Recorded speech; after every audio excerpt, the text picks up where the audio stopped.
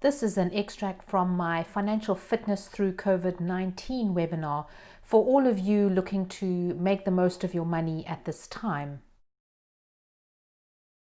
Author George Clayson said that a lean purse is easier to cure than to endure, and I wholeheartedly agree with him. So this extract from the full webinar looks at three things. First of all, the importance of budgeting. Secondly, saving. Why should we save? How much should we save? And where should we save? And lastly, cutting costs. Let's get started. The importance of budgeting now more than ever. You know, a budget is important because it answers two important questions. Firstly, do I spend less than I earn? And secondly, what can I afford to spend? Now, in my experience, most people don't have a budget. And those that do have one, that budget is often cumbersome and unworkable, and they find it difficult to stick to. Now, why should we have a budget? Okay, it helps you achieve your financial goals. It's like your plan for your goals in life. And if you don't know where you're going, how will you know how you're going to get there? It also helps you stay in the black. And what that means is it prevents you from going into debt or further into debt. It shows you where you might be wasting money, areas where you think, gosh, I didn't realize that was costing me so much. It helps you identify where you can cut costs. Maybe you're incurring unnecessary expenditure. I'll never forget one of the students on my course being horrified after doing her budget when she realized that she was still paying for a gym contract nearly 2 years after she thought she'd cancelled it. The other thing about a budget is that it helps you plan for financial emergencies. And number 6, I bet you thought you'd never hear me say this, it allows you to enjoy your money. But there is a caveat there. It's enjoy your money within the constraints of the money management principles, which I'll be sharing with you today. So a budget is a financial plan that allocates future income against future expenses. It's your financial compass. What should it look like? It should be simple and easy to use, okay? Whether it's on a piece of paper or an Excel spreadsheet, you really don't need to get fancy. It's just got to work for you. It should be realistic. How many times do we set ourselves goals that are completely unrealistic, and then when we don't hit them, we end up feeling very demotivated? It should also be flexible and allow for change as circumstances change. It should include a buffer fund for those of you who might be earning variable income. It should include a miscellaneous pot for those miscellaneous line items that sort of crop up along the way. You should budget monthly if your income is received monthly, and weekly if the bulk of your income, is received weekly. It should also allow for large one-off or irregular expenses, like that annual MOT or your annual insurance premium renewal, or even planning for your holidays. What we should be doing with those things is that we should be setting money aside every month through our budget for when we need to come and pay that big lump sum. It should also allow for your debt repayment if you have any, and it should take your savings into account, a plan for your savings. So what are some of the techniques for sticking to a budget? There are many techniques, and I don't mind what you use as long as you find something that works for you. The important thing is that you stick to your budget. So here are some ideas. You can set up direct debits or standing orders for things like your utilities and even those pots of things that you are setting money aside for, like I just discussed, like your holidays, your MOT, your annual insurance premium. Now, those direct debits and standing orders should go through within 3 days after you have been paid, ideally, because this will help you know what's left in your bank account and what you can be spending on things like groceries, your personal allowance, and entertainment. Now, I know that right now paying cash is not the easiest thing to do. I get that. But when time returns to normal, try and pay cash for things that are not large items. For example, your groceries, or even your entertainment, or perhaps even your personal spending. Research has shown that we spend far more money when we're paying with our debit or credit card than if we're pulling cash out our purses or wallets. In fact, research done by Care for the Family showed that we spend up to a third more when we pay with a card versus if we were to pay with cash. Now, The next thing is these virtual envelopes. Maybe some of you are already using these. This is via your online banking facility. It lets you set up additional savings pots and even rename them. And this is where you would put those large one-off expenditures that you're saving for every month. You would put them in that. So for instance, you'd have a virtual envelope called holiday fund, another one called house maintenance fund, if that's applicable to you, another one called car. That's for your MOT and your insurance and just even the little extras that you might need to fork out on your car. It could also be for anything that you're saving towards. And some people I have found like to, instead of use virtual envelopes, use physical envelopes. Now, you don't want large amounts of cash lying around. I get that. But don't only use those envelopes for things like your weekly grocery shop, your entertainment, and things like that. You know, there are a lot of budget busters at the moment, but there are also some things that costs that we're saving, and we're going to talk about those. But when you do bust your budget, you know, the important thing is to find other areas where you can cut back on your costs. The big budget buster at the moment is our groceries, and we can talk a little bit later about how we can save on that. Now, the second objective that we're going to talk about today is saving. Why you should save, how much you should save, and even where you should be saving. So why should we be saving? We should be saving for financial emergencies. Maybe we find ourselves in a situation where, due to injury or for some other reason, we're unable to work. Or perhaps there's a leak in the ceiling of our roof that needs to be fixed, or the boiler breaks down. We should also be saving to buy our own homes. Makes far more sense to be paying off your own mortgage than to be paying off someone else's. We should also be saving for our children's education if we can. You know, I ended up starting my married life with the hugest student loan. My husband took me on, student loan and all. And we've made a decision that we are determined to help our children have a better start than that. And lastly, but not leastly, is we should be saving for our retirement.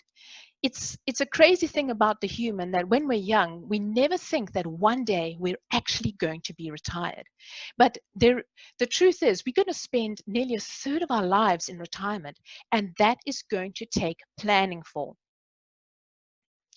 Okay, so how much should you be saving for financial emergencies? Okay, the general rule of thumb is that you should be saving 3 to 6 months worth of expenses in cash. In other words, easy access. I'm not saying cash lying around the house, but in a savings account that you can get easy access to, or even in a cash ISA that you're able to draw the money without any restrictions. And that's ideally 6 months of expenses, not income, but expenses. How much should you be saving for retirement then? Well, the general rule of thumb again is that we should save 10% of everything we earn.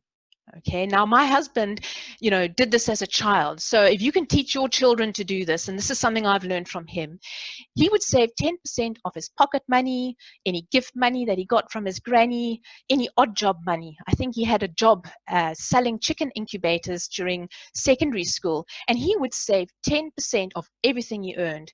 And he managed to fund a trip to the United States before he went to university.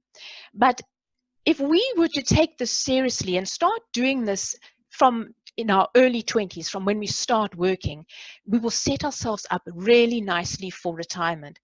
And if you can teach your children to do this, you will make a significant difference to their financial future. So 10% of what? 10% ideally of your gross salary. So that's your salary before tax. Now, I know that some of you sitting there right now might be thinking, my goodness, how on earth are we going to do this? Don't despair, okay? Because there are things that count towards that 10%. Yes, of course, your own savings and investments, which we're going to talk about in a moment. Secondly, if you do have a home right now, you own a home, well, the good news is the capital portion of any mortgage repayment counts towards that 10%. Okay, now if you're unsure about how much you're paying off in capital every month, you can either contact your mortgage provider for a statement, or I have a free tool on my website. It is an amortization tool, just a mortgage calculator, and it divides the payment you're paying between the interest and the capital. And you can use that free of charge. You can just download that and use it. Now, the other thing that counts towards your 10% are your pension contributions. That's your workplace pension. Now, you may be saying to me, Liz, what do I do if I haven't been doing this? Okay, well, you might be 34 years of age and you say, gosh, I've got no savings whatsoever. Okay, so the general rule of thumb, worst case scenario, is as follows. You take your age, you divide it by 2, and that becomes the percentage you should try to save every month. So for example, if I'm 34, if only I was 34, I wish, but I divide that by 2, it means I should be aiming to save 17%. Now, I know that seems overwhelming. This is worst case scenario, okay? If you can't, do what you can. You can still make a significant difference to your financial future by taking the steps you can today. We're also going to be looking at ways that you can cut some of your costs to help you achieve that 10% or whatever the percentage, the savings target. What can you do right now to help you get towards your savings target, whatever your savings target is? Remember, don't feel overwhelmed if you can't hit 10% right now. Take steps every month that will help you achieve that in the long run. Now, I just want to talk about that last one, future pay increases. Maintain your standard of living with each pay increase and save the difference. If you need to play a little bit of catch up with your savings plan, then this is a really good thing to do. It's a funny thing about us that when we're told we're going to get a pay increase, it's not that we know when those will be necessarily, but when we get told, we're immediately thinking about what we're going to spend the money on. But just imagine for a moment if you said to yourself, actually, I'm going to keep my lifestyle as it is, and I'm going to save the extra. What could that do for your financial future? Okay, or maybe you decide to do something in between. Okay, I'll never forget reading about Warren Buffett, that he's still I think at the time of reading the article, I think it was about 10 years ago, that he still lives in the same modest house that he first moved into when he was newly married. And he's one of the richest men in the world, and he really does know what it takes when it comes to personal finances. Okay, so marching on. Okay, now we're going to talk about where can you save? Where can you save your money? Now, first of all, you can save your money via a pension scheme, your workplace pension or a self-invested pension plan, or however you choose to do this. It is so important that you understand your workplace pension, what it is you're saving in. Where's the money being invested? How is the money growing? By how much? What does the future look like when you finally retire? It is really important that you understand the key features of your workplace pension. The second place where you can save for the future is by investing. And there are 4 things you can invest in. Cash, in other words, savings accounts or instant access cash ISAs. You can also be saving in cash equivalents. And by that, I'm talking about gilts and which are government bonds, and also bonds. Okay. You can also be saving in property by buying your own property or even buying an investment property. And last but not least, you can save in equities, which is also known as shares, and you would do that via the stock market. So just a few things to think about. Okay, remember that all those things, cash equivalents, property, and equities, there's things that we would have for the short term, the medium term, and the long term. All those investment classes are either short term, medium term, and long term. Anything that's short term is an investment that you can have for a period of 0 to 12 months. And that would be things like cash and cash equivalents, things like an instant access savings account or an instant access cash ISA. This is typically where you would put money that you know you're going to need in a hurry. Maybe it's even your financial emergencies fund that you're saving for. That needs to be in short-term investment. Things that would count then as medium term. These are typically investments that you would have for a period of 1 to 5 years. And examples would include a term savings account or a fixed rate savings account, where a rate is fixed for a specified period of time. And if you withdraw the money before that time, you end up paying a penalty of some sort. It could also include term cash ISAs or fixed rate cash ISAs, where the same principle applies, where if you withdraw the money before the end of the term, then you would pay a penalty. Now, again, you would only put money in these medium-term investments that you know that you're not going to need within a period of 1 to 5 years. Typically, the rates offered on medium-term investments are generally higher than the rates offered on short-term investments. Then lastly, long-term investments. What classifies as a long-term investment? It's anything that you're going to hold for a period of 5 years plus. And these would be things like property and shares. Now, why is it that we need to hold these things for so long? Well, firstly, it's because of the entry and exit fees that come along with owning a property or buying shares. It's not something that you can dabble in and out of in the short term. The costs are too high. And secondly, markets change, they go up and down. And so to lock in any long-term savings, you have to be able to stick in this game for at least 5 years. So never tie money away in a long-term investment that you know you're going to need before 5 years is up. The second thing I want to talk about is risk and reward. Now remember, there is a relationship between risk and reward. In other words, the higher the risk, the higher the reward you're going to get. The lower the risk, the lower the reward you're going to get. Now, depending on your attitude or your appetite for risk, how much risk do you personally want to take on?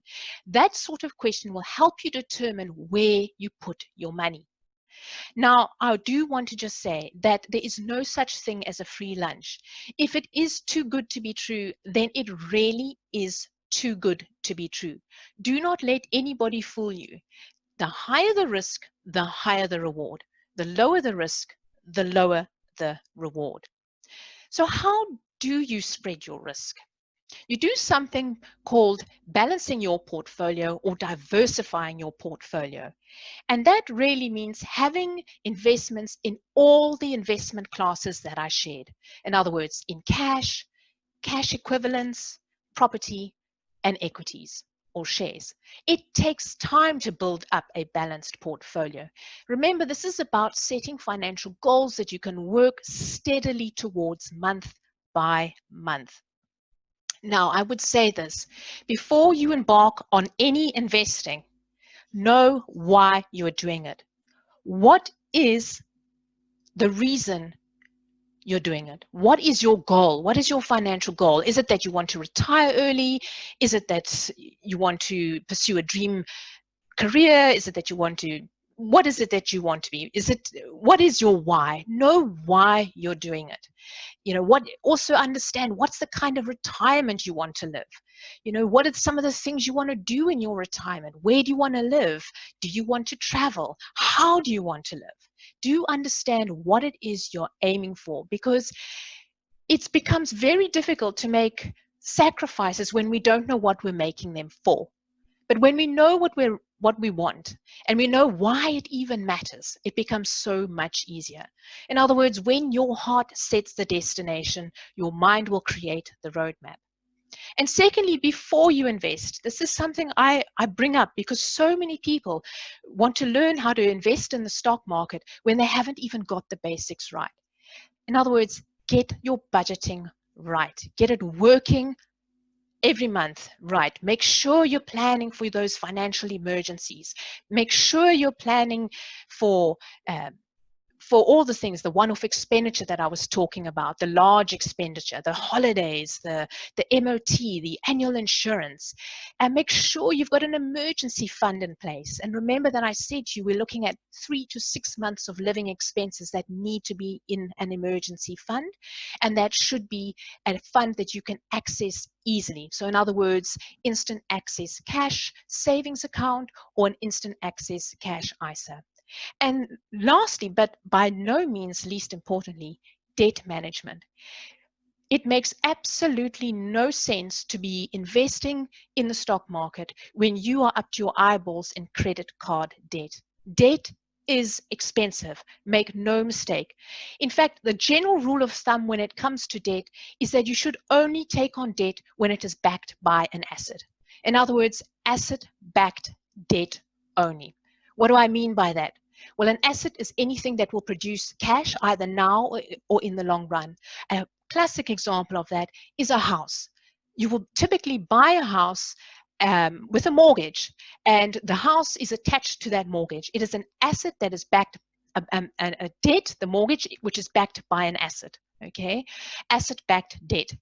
And that is the only time really that we should be incurring debt, when when it is backed by an asset. So credit card debt, we use credit. We should ideally be using credit cards to just for convenience sake, but we should be aiming to pay those in full, pay them off in full every month. I know it's hard, but that is really where you've got to aim for. So get the basics right before you want to invest in the stock market. There are three ways you can invest in the stock market, and I'm just going to touch very briefly on these, as I've touched very briefly on everything, just because our time is so limited. But there are three ways to invest in the stock market. You can either invest directly, which means buying shares of individual companies. Now, for this, you need to be very financially astute. For every company you consider investing in, you have to be able to analyze their competitors, understand their products and their services. You have to know the management team. You have to understand things like the earnings per share, the cash flow projections, the profit projections. I won't even attempt to do this. Considering that a well-diversified portfolio is one which contains 10 to 15 different shares from different companies with more or less equal weightings in value, this makes investing directly in individual shares an unsuitable route for most of us. Okay, so you don't be fooled. Don't be fooled. This is a very challenging thing to do, to invest in shares directly. Secondly, you can invest in actively managed funds, for example, mutual funds. Now, these are run by fund managers. They do all the hard work for you, but they are expensive. You usually have to pay a hefty management fee. Lastly, you can invest in passively managed funds. Those are things like index funds or exchange traded funds. Things, for example, a passively managed fund, you might invest in something that tracks the FTSE 100. That would be passive investing. This is something you can do yourself. Now, the beauty about passively managed funds is that they are a lot less expensive than actively managed funds, and there are things that you can do yourself with a little bit of know-how. The important thing is to keep it simple and to remember the things I've spoken about, that risk and reward have an inverse relationship. In other words, the higher the reward, then the higher the risk. Okay, so you have to constantly balance this off in your mind when you are embarking on an investment plan. Now, what is the best route for planning for your retirement? And that is one that suits your needs in terms of this risk and reward, and also one that will involve income from a variety of sources. I always say to people that they should embark on a three-tiered approach to retirement. First tier, okay, most of us will qualify for the state pension. We don't know if that will change, or even when that will change, or even how much that will change by. It's just your basic entry-level plan. The next tier is to have a pension plan, either via your workplace or via a self-invested pension plan. And lastly, the top tier is to have your own savings and investments. And your own savings and investments, we've spoken about. You can have money invested in cash, cash equivalents, property, and in equities or on the stock market. Objective 3, cutting costs. So the general principle here is that it's not always a case of changing your lifestyle, but of finding cheaper alternatives, okay?